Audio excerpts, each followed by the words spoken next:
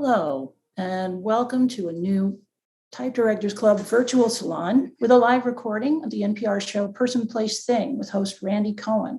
Today, Randy is in conversation with Bobby C. Martin, longtime friend and member of the TDC, as well as a former board member. Bobby is also co-founder of the branding and design agency Champions Design.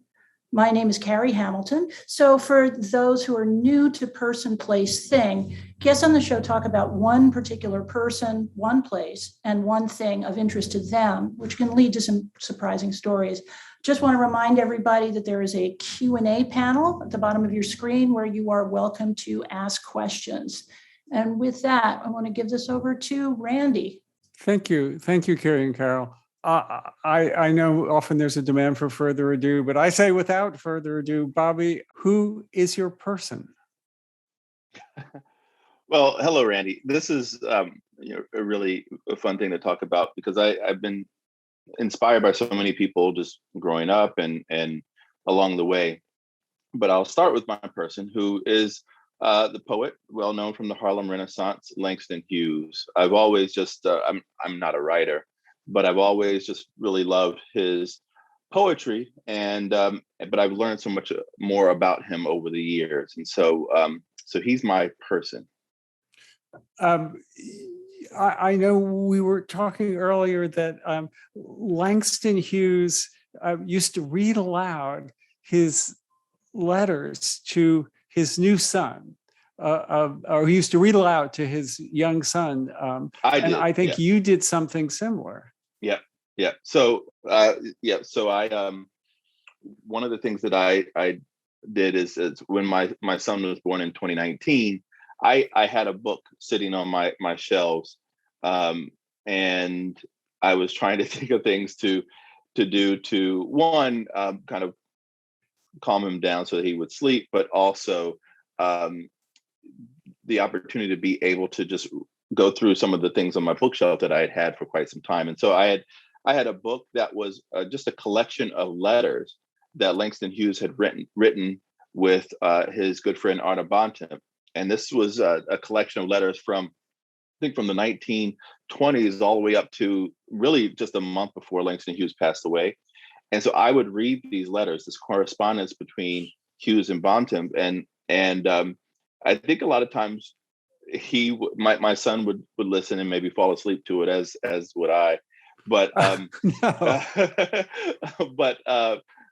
what I was also hoping is that he was kind of learning through osmosis, where he was able to kind of hear about some of the back and forth. And the stories are actually just really interesting because the conversations that they were having as two creatives, as two creative writers and artists during that time, just related so much to the things I was going through at the same time, where they're talking about money and getting paid, and I relate to trying to get paid from clients, or they were talking about the creative process, and so how they were approaching different projects and being able to think them through together. And this was all in snail mail. This is way decades before email, and so it's kind of interesting now thinking about someone going through and reading the emails that I have back and forth with some of my creative friends. But that's kind of what this is. And I learned a lot from reading it. And I hope my son has, at least. Well, we'll see in the future. Well, it's an interesting question about what the babies will learn. That I know that Dylan Thomas's father used to read Shakespeare to baby Dylan Thomas. And I don't know, what do you think? I mean, did it just bathing them in that language, do you think that conveys something? Well, I know that he started talking sooner than a lot of his peers, and he started to do things. And maybe also it was because he has just been around adults for most of his life because of the pandemic. But I would like to take some credit for reading these long these long tomes to him when he was just an infant. It's generally been my policy as a father to take credit for any success of my child and to blame her for any failures. So I think that's a good approach. Take note of that. I like your idea that it's just since the baby is lying there, and what can they say? They can't even talk at that point. You can read anything you want, and it's a great opportunity to read something aloud just for you. Yep, exactly. I think the what was really interesting is starting to think about language. So being able to one, hear about the things that they were talking through, and then also for me to be able to just learn from doing. So I think there was just a lot of correlation there. Am I right that these particular Hughes letters were about the struggles of a young artist, the beginning of his career in New York? So it started very early on in the 1920s when he was just really getting going. And was this, you were at a similar, I think, position in your career too? Did you have this in common with Hughes? I think there's a lot of things that I have in common, I think, or Hughes has in common with me. But I think what I was really fascinated by was some of the things that they were driven by. They were driven by deadline. And so as a designer, so many of the times that we are doing work, I had a professor in grad school who said that a deadline is the best inspiration. And so it's really interesting having these writers talk so much about deadlines and how they always need things so quickly. They talked also about speaking and speaking engagements, and how speaking engagements and getting paid from speaking engagements was very much how they were able to pay the bills and keep the lights on.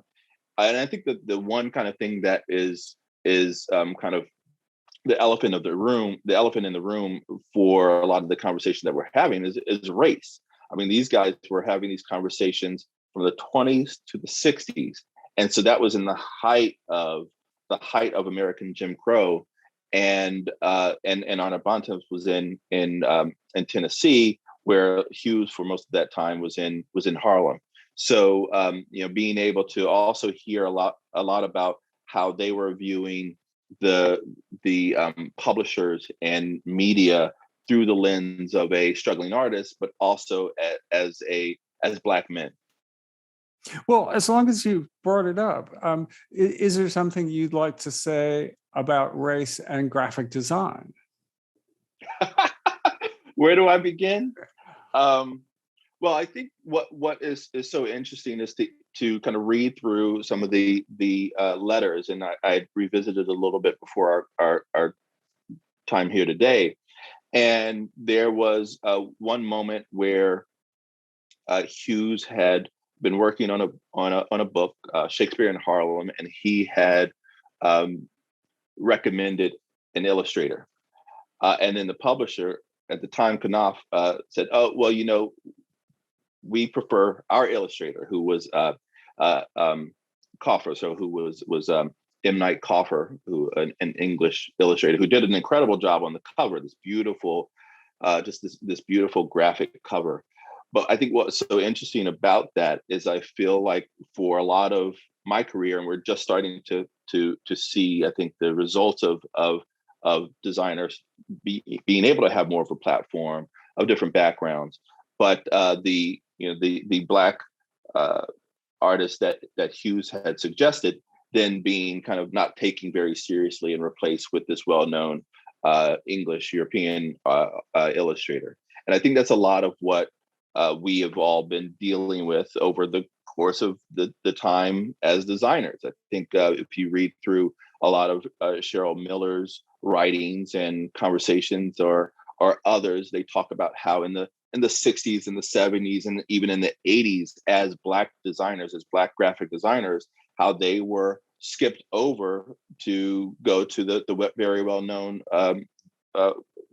Caucasian designers. I mean, case in point, if you look at Reynolds Ruffins, who is an incredible designer and illustrator who was there at the very beginning of Pushpin Studios. But when you think of Pushpin Studios, his name rarely comes to mind. He was an African-American designer and illustrator, graduate of Cooper Union, same as Glazer, Milton Glaser and Seymour Quast. But when you think about Pushpin Studios, those are the names that come to mind. And Reynolds Ruffins recently passed away. I think it was in June of 2021. Right, yeah. And but there's definitely there's been a lot of skipping over of people who I think were able to make good contributions in their own right, but what would have happened if they were able to get support and a platform or access or visibility. And I think that that's what I think about when I think about race and graphic design, even in 2021. Well, it's an interesting example that you chose for the cover of Shakespeare in Harlem, because I think it gets at a myth of meritocracy, that it'll be pointed out that the person who did the work did a good job. But the real question is, well, what about the 50 other people who didn't get a chance to do the work, who also would have done a good job? Well, and I think that's true. And I think, and then also to think about the what is that, like the etymology of the cover. So to have someone who is doing a bit of a take on the idea of Shakespeare, bringing it to a kind of urban or Black community in Harlem, but also who was the illustrator and why having an illustrator was so important, and why did that illustrator feel like he was the best person to, or the publisher rather, even feel like he was the best person to create that illustration. And I think about that a lot now with type design, for instance. Designers are always using fonts and typefaces, and oftentimes those fonts are being chosen because of their formal qualities. But what starts to happen when we start to dig a little deeper and understand the creation of, or who was creating these fonts and typefaces? And I think my friend Trey Seals over at Vocal Type has done a really good job of talking about or telling a story around type design and the typefaces that he's been developing. And I think that story and the story that has gone into a lot of other type is something that's often overlooked. And I think it's really fascinating to start to dig back into that. One of the things that seemed important to Hughes coming to Harlem, especially at the time of the Harlem Renaissance, was to be part of a community of artists. Does that parallel your experience? Do you feel like you're part of a community of graphic designers, and is that why you're in New York? Well, it's a great question, Randy. I did not know what to expect when I moved to New York. I just knew it was New York City. I'm this country boy from Virginia. I went to Virginia Commonwealth in Richmond, and I moved to New York in 1999. And I actually didn't have a huge group of artists or even know where to find them. But then over time, I joined different organizations, the TDC and AIGA and others. And I also just started to meet people from being out and about. Now, looking back on it over the past 20 years, I've found that the design community is such a small world. And a lot of times we know each other.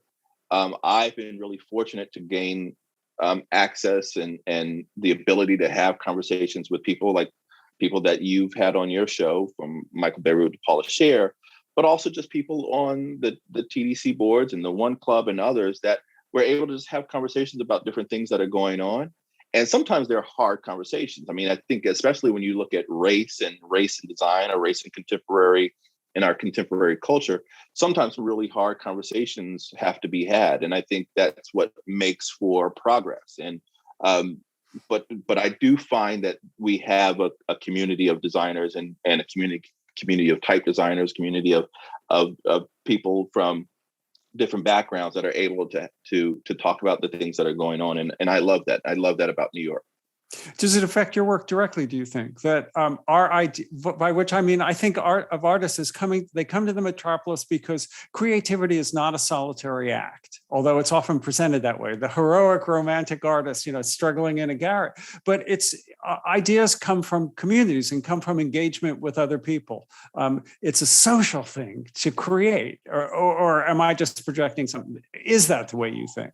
Well, now these days, when we're all working remotely through Zoom, I think that we'll see what comes out of this. I do think that I don't think great design can come from a vacuum. I think there has to be conversation, criticism, the discussion around certain approaches to things, and I think that is also what pushes you to get better. I think there is also a little bit of competition, which is there as well. And I think you can even see that in some of the conversations between Langston Hughes and Arna Bontemps. But I really have thrived from the the design discourse in New York, and from the people that I've been able to meet. And I think also as a business person, as someone who has a design business in New York, I can definitely say I've benefited from being able to have this close-knit network, because there's many a times that I've emailed or asked for lunch, or been able to talk with friends about the things that are going on, and everybody I've reached out to has really been totally open to sharing. And I also try to do the same. And I think that's what makes especially the New York design community so special. And which kind of, you've given us a nice segue into place, because I think there's a particular part of New York that provided that function for Langston Hughes and maybe for you. So where is your place? Well, yes. So you'll see, I think even in the things that we're starting to talk about, you'll see this thread that kind of runs through all of them. Is in place. I moved from Virginia to New York, and I lived in Harlem. I moved to Harlem, and I didn't know much about it, other than the things that I learned from the art world, from learning and reading about the Harlem Renaissance and artists of the Harlem Renaissance, but then also about activists and activism in Harlem. So I moved kind of right into central Harlem, and I lived there for many, many years. I live in Harlem now. And did you think you were moving to Harlem in the 30s from all your reading? And were you disappointed? Nobody was wearing hats. Yeah, it was, and there was a lot less jazz, which I was a little disappointed to but find. Really, but no, we learned from reading. I grew up in Reading, Pennsylvania. I didn't know anything about New York, but all the books I was reading were about an earlier New York. Was it a bit of a jolt? Well, there's also there's books about more contemporary New York as well, but I think that kind of idealistic view of Harlem is exactly what I was thinking about when I moved there, and I think what you could see, especially in the late 90s and early aughts, is you could see a little bit of the conflict of the old and the new. You could see on the storefront signage that some had been there for decades, but a lot of it was coming down, and Harlem was going through a new kind of renaissance, or a gentrification, and so you could really see the tension between that kind of classic jazz age Harlem and the contemporary hip hop age Harlem. And being a child of also kind of the 90s, and going through in college in the 90s, I really kind of loved both Harlems. I love that classic, and I remember going to an exhibition at the Studio Museum in Harlem, and it was called The Challenge of the Modern, and it was about a lot about artists that had been creating through that Harlem Renaissance, and the challenge of being modern as a Black designer or a Black artist, and I could really relate. But then also just loving contemporary Harlem, and I still love that. So I think there's a really good tension. Maybe less so visibly now, because a lot of the really classic places have gone, but there's still a few out there. Well, are there, in this sense, that is there a simple visual shorthand that says Harlem to people who don't live in Harlem? It's the same way, if you want to show the Village, you can show the Washington Square Arch. You can show an image of Times Square and people know just what that is. But I'd be hard pressed to go, well, what's that image for Harlem now? It's not the Cotton Club. That's, no, but it is the Apollo. Maybe the Apollo, but even the icon. Apollo is half a museum. Not that it's a bad thing, but I don't know. You think the Apollo was as close as I could come to. I think the Apollo has done a good job of spanning the generations, and Apollo still has that classic, that kind of beautiful neon hand rendered signage, and that comes through in the brand identity. But I think yes, when you look at a park like Washington Square Park or something like that, I don't think of the same Village as I do now. So I think that's progress. But let's see, those what else comes images to are mind? often false. The shorthand, the yeah. visual shorthand for a place is almost invariably false, and it's about a place that no longer exists. But Right. Well, I think one of the other things that I have kind of loved is to see the hand of artists in Harlem, especially. So, in the subways with Faith Ringgold and her mosaics, and in one of the subway stops that I go to often.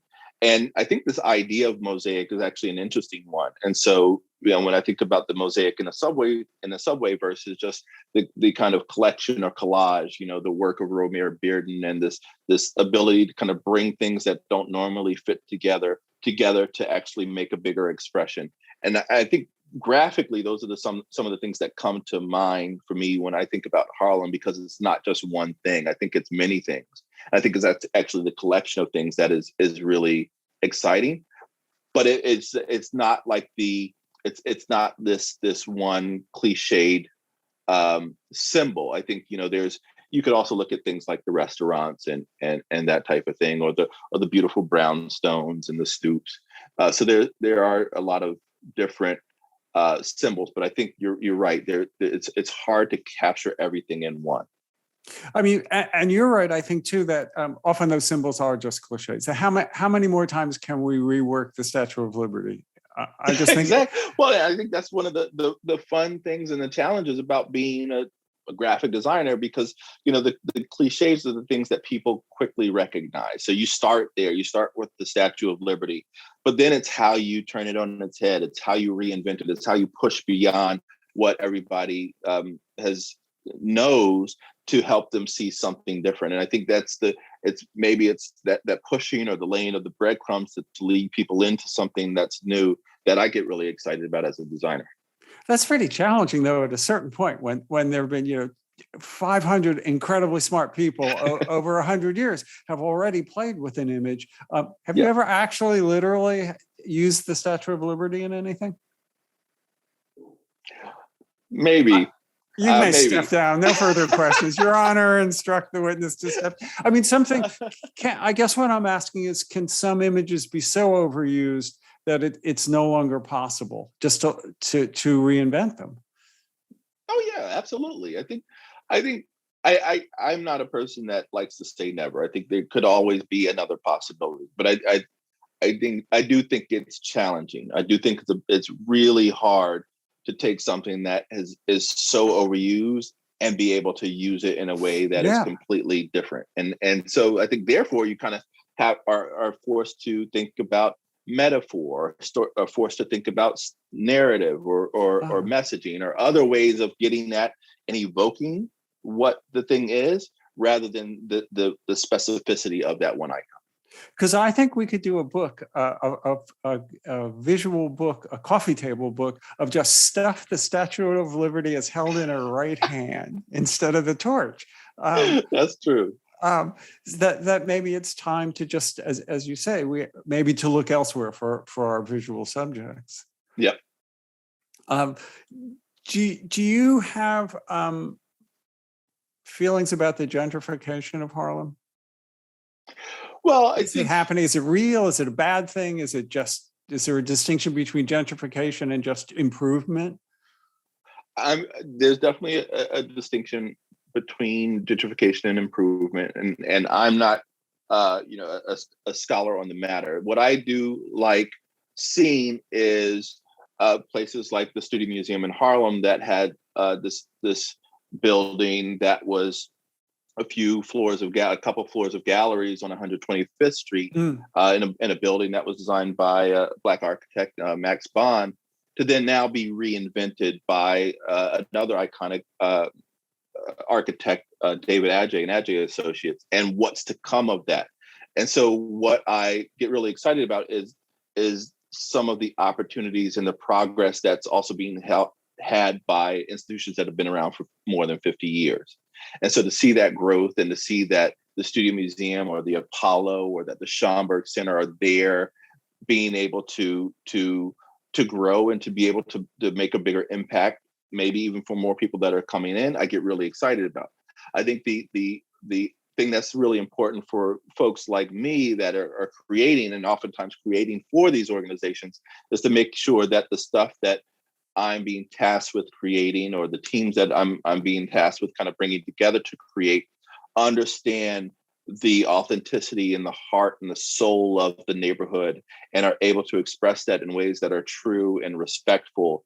And I think that is hopefully for people that are coming to Harlem new without any real understanding of what that history is, are able to encounter it in a way that then they are inspired and informed and are giving back. And I think that that's what's most important about progress. There's always going to be change. I think what's important is how we can guide that change in a way that is true and respectful. That all seems true, and also one of the things I like about your examples is there are all kinds of improvements that are for both people who might visit a neighborhood and people who live there. That the improvements in the Studio Museum are great for everybody who lives 10 blocks away, because you can just walk over there, and it's a great museum. Absolutely. And I think what's also great is to then see how, when there's a kind of light shine on these different institutions, that then they can kind of reach out to the kind of greater community, or just all across the world, because they've been able to make connections, because they have a platform that can then kind of trumpet names of young aspiring artists or designers or poets or others out there. And so, the more that these institutions are able to grow, the more that the kind of young new generations of creators are able to grow as well. Although I think whether or not this is a gentrification question, I'm not sure. But the history of all immigrant groups in New York is you establish an enclave where it's possible to live, or you feel a bit welcome to live. And then as you become a part of the fabric of the larger culture, you leave. And it's true of Little Italy, of Chinatown, of a Jewish Lower East Side. And is that ultimately the fate of Harlem? Well, I think that the maybe whether we want it to be or not, I think the challenge with then more focus on a place like Harlem is that then rents rise, is that property value increases, and so then people will have to move to be able to just afford to live there. And I think that's what is so scary about this word gentrification, is that the people who have been living there and gathering there and creating there for so long might have to be forced out. And I think the forcing is the what makes it so bad. And I think I think one other key thing to keep in mind is that many immigrant groups that have come into the United States or New York have been able to go out and assimilate and kind of be part of the greater community, because they are often pale skinned or lighter skinned, and they kind of can blend in. But as a Black man, you walk around and that is who I am proudly, but there's also no denying it. And so the kind of being able to kind of grow that community and build is maybe a good thing, but also it's a little bit easier for those who can pass to be able to, if they wanted to, move on to different areas without anyone knowing it. So I think that's where it gets real. A hard point, but a good point. Yeah, thank you.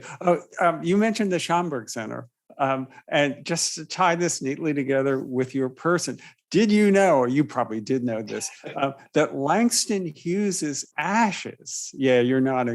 I knew you knew this. But for the people who don't, because I only knew this learned this when I was preparing for Langston Hughes's ashes are beneath the floor of the Schomburg Center, right?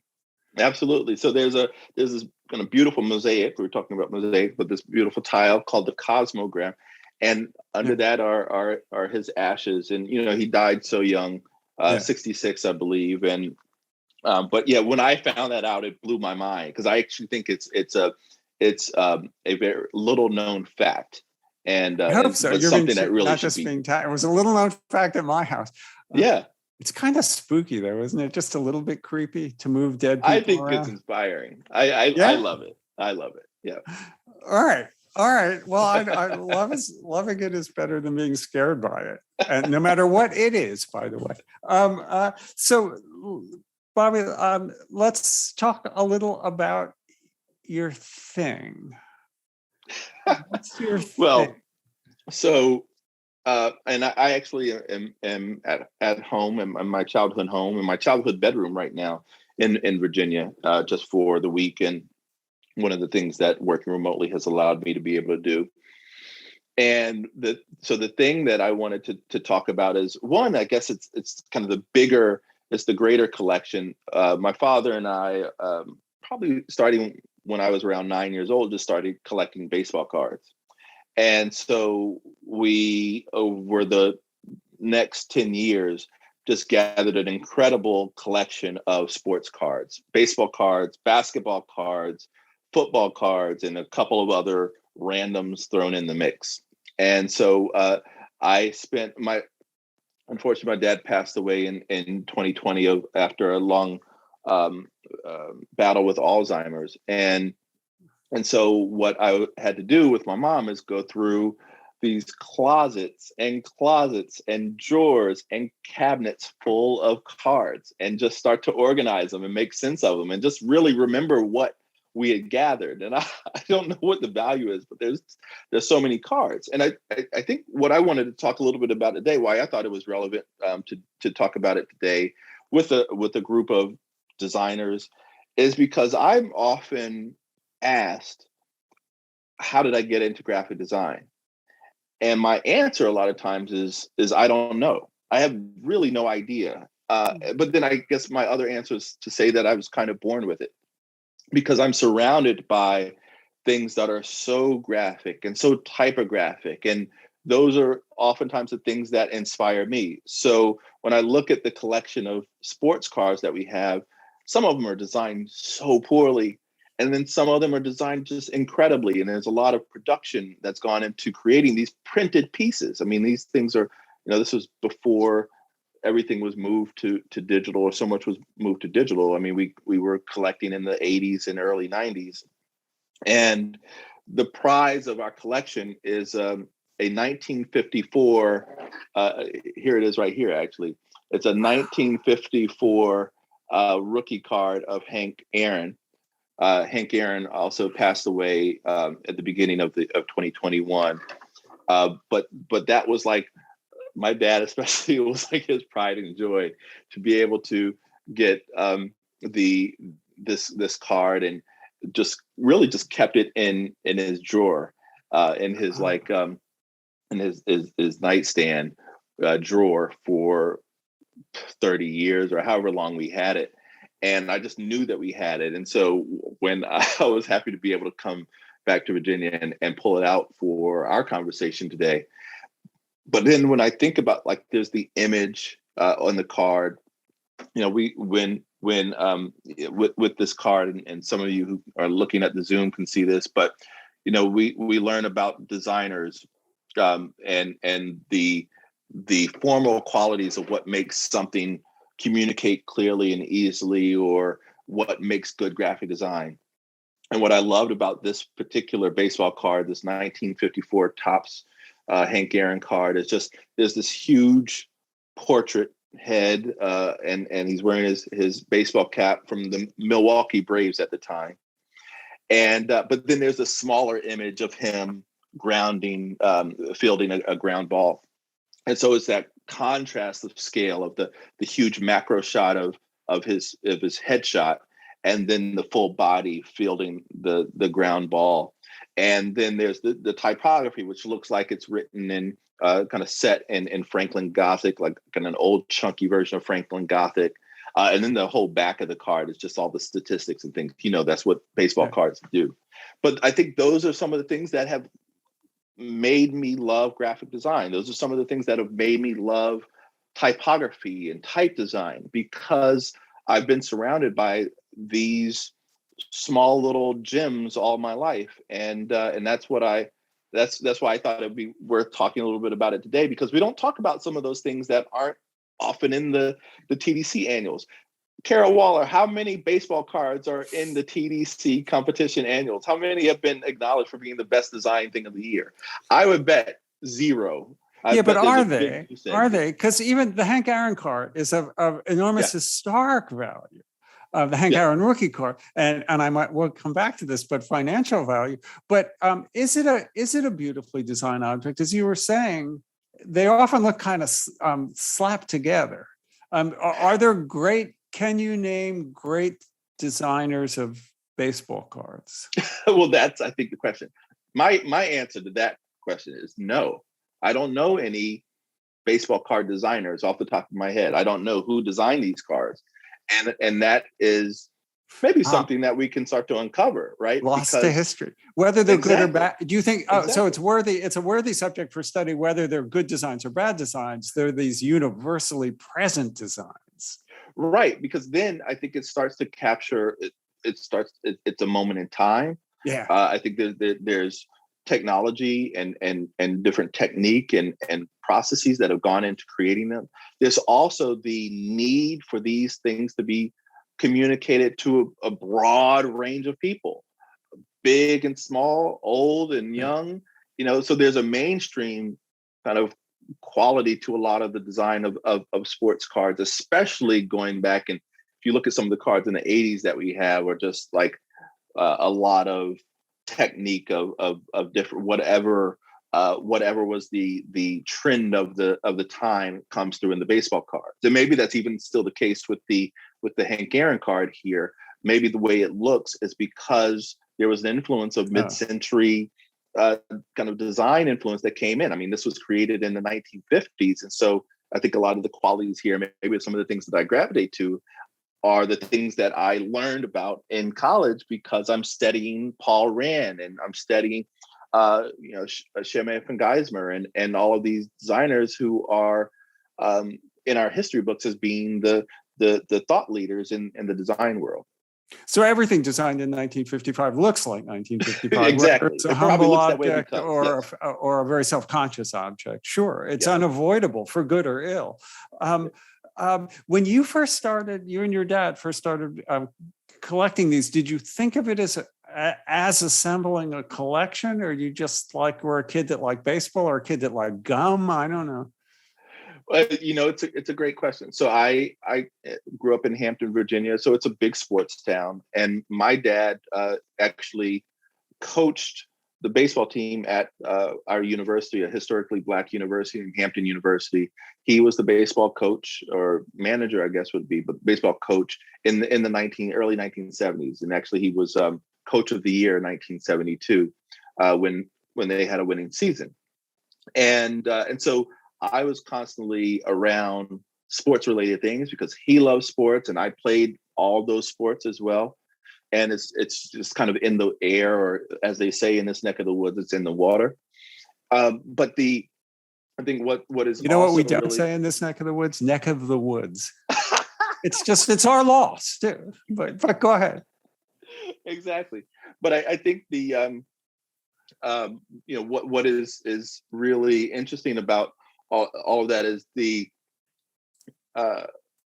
going to baseball card shops with my dad. They were rarely just baseball card shops. One that we used to go to all the time, we basically lived there, was called the 10th Inning. And half of the shop, this long, narrow shop in kind of a strip mall off of one of the main streets, half of the shop was baseball cards and sports cards and just boxes and just rows and rows and rows stacked as high as you can see. And there's the shelves and the cards behind the glass shelves. But the other half were comic books. And so there were just rows and rows of comic books as far as the eye could see. And so we go in and I'd poke around and look at the sports cards for a while, but then my dad would strike up a conversation with people he'd become friends with that worked at the shop. But I was 10 years old. So I would just go and I'd then wander into comic books and I would start flipping through random comic books. And I started learning about comics and figures and how to tell or read stories both visually and through the language in the comic books. So I was intrigued by both of those. we just started collecting and buying things here and there, and it just became a hobby and a thing that we could do together. And I think the person who really got obsessed with it was my dad more than me, because me as a 10-year-old child would not been able to fill our closets with all of this stuff. But I think it was just the thing that we did together. It was the kind of friendship that he especially was kind of sparked with other people that were collectors. And then it was also just kind of seeing what you get. There's a surprise, right? So if you actually open a package, when you become a real collector, you don't open anything anymore. But at the very beginning, when you actually would open these packages, you'd be like, well, let's see who we get. Like, who do we get in this package? It wasn't about the gum. It was rarely about the gum. I don't It's even think never about the gum, man. Because it was just this hard piece of gum that would break in half, right? But it was about like, the surprise of the unwrapping, the kind of gift-like kind of feeling you would get every time you get one of these small little packs. I thought the way you were describing the shop, it was going to be baseball cards on one side and baseball memorabilia on the other side. But your way is so much cooler that when I do the biopic of you, it's like you spent your childhood in this museum of graphic design. That's true. And so that will be, and this will be the scene of your formative years when this will be your origins will be in this little museum of graphic design. I like the way that sounds, Randy. I'm really counting on that now. I'm working on the script. We would be remiss not to mention something else about the Hank Aaron card. This is very crass, maybe, or maybe it's just a way to reflect people's interest in it. Mm-hmm. But in 2020, a 1954 Hank Aaron rookie card was auctioned off for, I bet you know. Well, go ahead. $170,000. Yep. And that wasn't the record. There was one that was sold. I've written all this down. I don't want to look like I know anything. In 2016, one sold for, this is such a funny number, $192,547. I like to think they outbid a guy that bid $546. Which is one of the fun things about auctions, I think, too. Yeah, but who knows? Who knows what the worth of this one is? I think some of those people who had those cards knew when they got those cards in the 50s that they were collecting it. No. So really? That they were collecting it. They didn't know that it would be worth an enormous amount of money. But yeah, because they had to get that amount of money, it has to be like spotless. Right. And I think this one's pretty good, but I don't know if it would. But maybe it would. Who knows? I'm not going to auction anytime soon. No. I don't want you to have to put it. It doesn't take some of the fun out of it if it changes it from something that you just got a kick out of into this precious object. I think to be honest, when we got this card, it was in the 80s. So there was already a value put on it, and I think there was definitely a wanting it because of who Hank Aaron was, and I think my dad especially connection to baseball and the South, but who knew what the value would grow to be. I didn't realize it would ever grow that much. No, or you'd be wearing a nicer shirt today if you could have that foreknowledge of everything. Is there something, a special kind of knack for designing things that are very small? And I'm thinking of baseball cards, of course, postage stamps. Some, fantastic graphic designers have turned their hands to postage stamps. Is that a special knack, and is it something have you ever done? What's the tiniest thing you've designed? Well, I would love to design a postage stamp. So, if anybody wants me to do a postage stamp, I'm here and available. Is there something special about that? Because of the size, or because it's the size, the ability to have something that just is. You could put it on a note and send it around the world. Years later, it could be in a collection of a book. Like the Langston Hughes and Arthur Bontemps book, because of it's just been put on that letter. But I think the question that you had is about designing for small things, and what is really interesting about that question is when I was in grad school at the School of Visual Arts in what 2001, 20 years ago, there was always this argument that I would make that you didn't have to design things to work small because you didn't need to do anything. You didn't need to create small logos that work small anymore because nobody needed anything to be small. You have the ability to do things big, and you didn't have to do that. But then social media really changed that, and so now I think so many of us are designing for small because of the screen, because of the avatar, and even though screens are getting so much better, you still have to think about how things communicate in really small, whether it's across a phone or across a really small screen and device. And I think now the other thing that I didn't think about even more recently than that is designing for accessibility. So how people design has to be able to fit with a certain amount of contrast and color and be able to have a certain legibility for screen readers or for others who might have some disability in reading on the screen so that it can still come through. So those are the things that we're tackling now as designers. And I as a designer would love to approach that because I think it's, when you aren't thinking about the end user is when you fall into traps and you fall into trouble. So I think a lot of designers, especially those that are on the call today, are often having to think about designing for small things because we're designing for the screen these days. Man, as a civilian, it's worth the entire price of this afternoon to hear that, because that never occurred to me that now, because of screens, everything has to be able to design small. Thank you. This is great. I'll be thinking about this for the rest of the week. It's a new idea to me. Thank you. And thanks for your person and your place too. Let's open it up to some questions from the audience. If other people have questions, just type them in the Q&A box. This is like, talk about opening the gum and not knowing what you're going to get. Here we go. Right. Okay. This is unrelated to anything we said and nothing wrong with that. Thinking about the future of type design, what are you most interested in or excited by?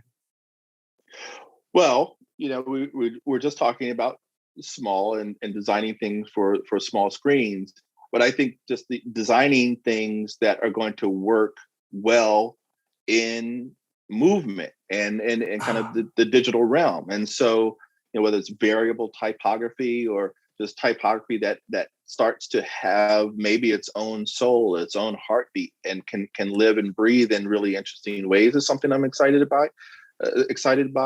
And then, the thing with type and type design especially is that it has to be legible. It has to be able to go from being a glyph or a letter form into a word, into a sentence, into a paragraph, and to be able to communicate. And so the ability to bring in some of the capabilities that we now have at our fingertips because of what technology is pushing us to be able to do and have that influence type and typography is, I think, where it gets really, really exciting. So I'm curious to see where that goes. And I've seen a few things that friends have been working on that are in that world, and I think that's what is super exciting. Here's a question about something we did talk about. Not that there's anything wrong with the other. Speaking to the discussion of gentrification, do you have any advice for us to determine when it's appropriate design for places or communities that we are not from? Well, when is it appropriate? I think there's going to be times when you are going to get asked to design something, whether you're from there or not. It happens to me, it happens to others, and it's a job, and we're designers and we're professionals. And I think that is going to have to be okay. What I think is important for us as designers is to make sure that we understand who we're communicating to and understand what we're communicating, and really try to bring those two things together as smartly and with integrity as possible. So instead of kind of going and applying something and applying it or doing it without a real understanding, to kind of make sure that you know the landscape, getting people to work with you and to engage. We're doing a few projects now where they're in different areas. And so what's been really important to our process is making sure that we're talking to people who are from the neighborhoods, who grew up there, getting them involved in as many ways as possible. Because a lot of times they aren't designers, but they need a designer to help to amplify what they're trying to do or clarify what they're trying to say. Mm. And so that's what I think is really important, is to use our powers for good in that way. Thank you. And thanks to the Type Directors Club. We have no outstanding questions. When we get started late, I'm sorry for the technical problems. My light went out midway through, another technical problem, and I lost much of my hair, as did you. And I think for me, just during the hour, I don't know what the heck happened. Can I ask a question? Sure. All right. Because when you were talking about sports, Bobby, and it came to mind how you did the NFL. The NBA, yes. The NBA, I'm sorry. Well, then that's perfect. It was the NBA. You must have been really excited because it's baseball, because with cards and everything, is that your favorite sport? Well, I think basketball is my favorite sport, but I think, baseball with the connection to my dad is also just has been there. And I played in Little League and that type of thing. But I think what is so fascinating about baseball in particular is just the kind of iconography that's around it. And then you had like the Negro leagues versus, the kind of mainstream leagues. And so like I'm just kind of now more of a fascinated by the history and by and kind of by the iconography. I think when I talk about the NBA, which is the basketball, we have tons of basketball cards as well. I was looking the other day. We have some fun Shaq rookie cards, but we don't have that elusive Michael Jordan rookie card. You think that Hank Aaron one is expensive? But I think what I was able to do as a designer is do what I couldn't do as a athlete, which is have my dream job of working with the NBA and working with athletes and teams, and that's been a blast. Thank you. I don't want to one down you, but when I was a kid, I had Beatle cards. Oh my goodness! There was no aspect of the Beatles that couldn't be exploited for profit. And yeah, I had some Beatle cards. I wish I had them now. They'd be worth nothing, but the gum would be good still. I have a couple of Beatle buttons, and I have a T-shirt with portraits of each of the Beatles down the front. It's original with song titles. The disembodied heads, which is one of my favorite design motifs of each of the Beatles. And then one of them says, "She loves you, yeah, yeah, yeah." Right. Oh, very proud of that. There you go. That's a good one. Well, my son will tell the story how I threw out all his cards. Oh no. Yes, and I keep thinking about that today. Guess who's not getting invited to Thanksgiving? It wasn't for her. She threw away our fortune. Okay, Alan. Oh, you're great, Bobby. Thank you so much. Yes, thank you so much, both Randy and Bobby, for this really amazing talk. I'm going to try and stay on here for as little time as possible because of the construction noise going on behind me. But just want to remind everybody to please the competition. Carol? Yes. Competition coming up. And going live tomorrow. Yay. And upcoming talks all through the month of October. We have Gabriel Martinez Maeve, Toshi Omagari, and who was the last one, Carol? Isometric. Isometric. Yeah, there's Andy Chen and his partner, but the name of their company is Isometric. Okay, well, great. Thank you very much, everybody. Take care. Bye-bye. Thank you. Bye. Take care.